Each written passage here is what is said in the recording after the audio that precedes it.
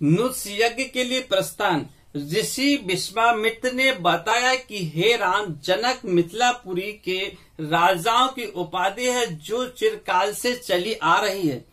दूसरे दिन राम और लक्ष्मण अपने नित्य कर्मों और संध्या बंदन आदि से निवृत्त हुए और प्रणाम करने के उद्देश्य से गुरु विश्वामित्र के पास पहुंचे। वहां उपस्थित आश्रमवासी तपस्वियों से राम और लक्ष्मण को ज्ञात हुआ कि मिथिला के में राजा जनक ने धनुष यज्ञ का आयोजन किया। उस धनुष यज्ञ में देश देशांतर के राजा लोग भाग लेने के लिए आ रहे हैं।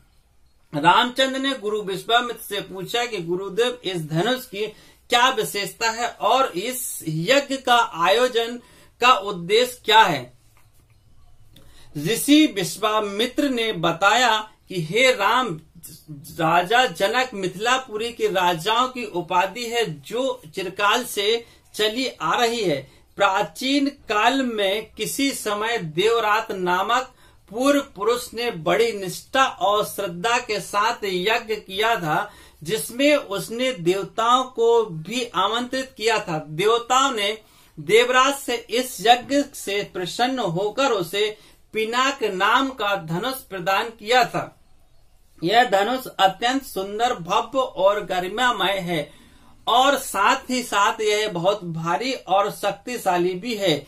बड़े बड़े बलवान पराक्रमी और रणकुशल योद्धा सूरवीर इस पर प्रत्यंचा चढ़ाना तो दूर, इसे उठा भी नहीं सकते। अपनी एकमात्र रूपमती और लावण्यमयी कन्या सीता के स्वयंवर के लिए मिथिला नरेश ने प्रतिज्ञा की है कि जो भी पराक्रमी वीर राजकुमार या राजा इस धनुष पर प्रत्यंचा चढ़ा देगा, उसके साथ वे अपनी कन्या का विवाह कर देंगे। अनेक देशों के राजा एवं राजकुमार भारी संख्या में इस यज्ञ में भाग लेने के लिए मिथिलापुरी पहुंचे। हम लोगों को की इच्छा है इस यज्ञ को देखने की, अतः तुम भी हमारे साथ मिथिलापुरी यज्ञ चलो। उसे देखकर तुम लोगों को भी जो प्रसन्नता होगी। महर्षि का आदेश अनुसार राम और लक्ष्मण भी विश्वामित्र तथा अन्य ऋषि मुनियों के साथ मिथिलापुरी की ओर प्रस्थान किया। मार्ग में अनेक प्रकार के दृश्यों का अवलोकन करते हुए वे आध्यात्मिक चर्चा भी करते जाते थे। इस प्रकार वे सोण नदी के तट पर पहुंचे। विश्वामित्र सहित सभी मुनि ऋषियों एवं राजकुमारों ने सरिता के शीतल जल में स्नान किया।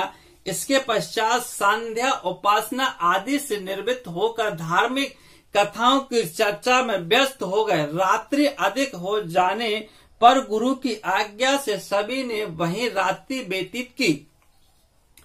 प्रातः नित्य कर्मों तथा संध्या वंदना आदि से निवृत्त होने के पश्चात मंडली आगे की ओर बढ़ी। वे परम पावन गंगा नदी के तट पर पहुंचे। उस समय मध्याह्न होने के कारण भगवान भास्कर आकाश में मध्य में पहुंच चुके थे और गंगा का दृश्य अत्यंत मनोरम दिखाई दे रहा था।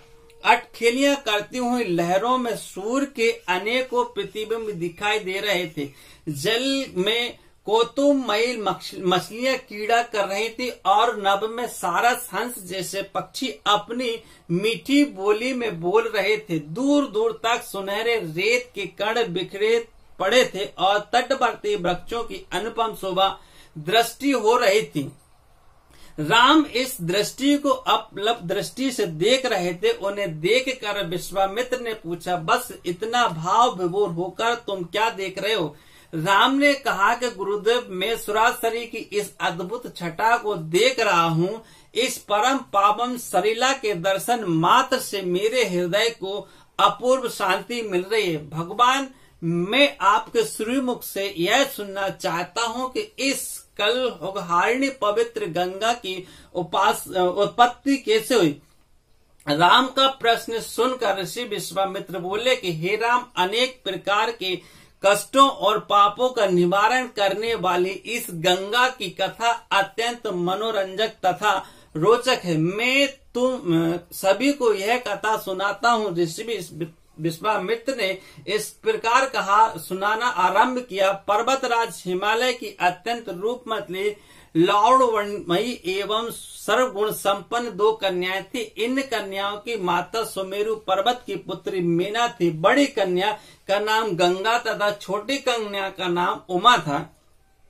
गंगा अत्यंत प्रभावशाली और असाधारण देवी गुणों से संपन्न थी। वह किसी बंधन को स्वीकार न कर मनमाने मार्गों का अनुसरण करती थी। उसकी इस असाधारण प्रतिभा से प्रभावित होकर देवता लोग विश्व के कल्याण की दृष्टि से उसे हिमालय से मांग कर लाए। पर्वत राज की दूसरी कन्या उमा बड़े तपस्वी थी। उसने कठोर एवं असाधारण तपस्या करके शिव जी को वर के रूप में प्राप्त किया। विश्वामित्र के इतना कहने पर राम ने कहा कि हे भगवान, जब गंगा को देवता लोग सुरलोक ले गए तो वह पृथ्वी पर कैसे अवतरित हुई और गंगा को तृप्तथला क्यों कहते हैं? राम के इस प्रश्न का उत्तर देते हुए ऋषि विश्वामित्र ने कहा कि सुरलोक में विचरण करती हुई गंगा से उमा की भेंट हुई। गंगा ने उमा से कहा कि तुम इस सुरलोक में विचरण करते हुए बहुत दिन हो गए। मेरी इच्छा है कि मैं अपनी मातृभूमि पृथ्वी का विचरण करूं। उमा ने आश्वासन दिया कि वे इसके लिए कोई प्रबंध करने का प्रयत्न करेंगे।